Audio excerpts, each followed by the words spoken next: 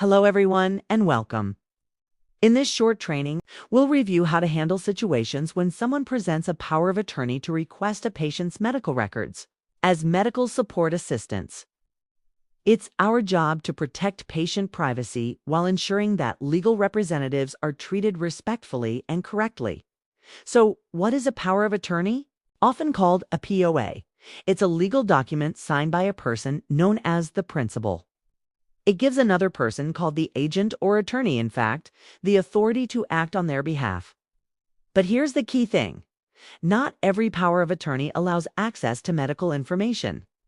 It all depends on the specific wording in the document. For example, in Florida, what many people in other states call a medical power of attorney is legally known as a designation of healthcare surrogate. When you're reviewing a POA, your main question should always be, does this document explicitly include healthcare or medical authority? Now let's talk about what the document needs to say. You should be looking for specific phrases, like the agent has authority to make healthcare decisions, or the agent may access medical records, or even this power of attorney includes medical and mental health information. If you see words like these, the agent can request or receive the patient's records. However, if the document only talks about financial or property matters, it does not authorize access to medical information.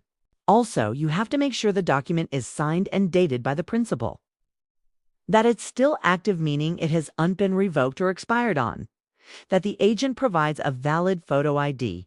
So, what do you do when someone brings a power of attorney to your desk or clinic window?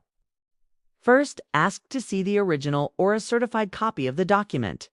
Then verify their identity with a government-issued photo ID. Next, carefully read the section on the powers that are granted to the agent. If it clearly includes healthcare decisions, you can proceed with your standard release procedures. If it doesn't, or if you're unsure, pause the process. Refer the request to the privacy officer or the release of information office for a final review. The person named in a power of attorney is called the agent or attorney in fact. They can only access medical records if the POA specifically includes healthcare powers. Always check for signatures, dates, and active status.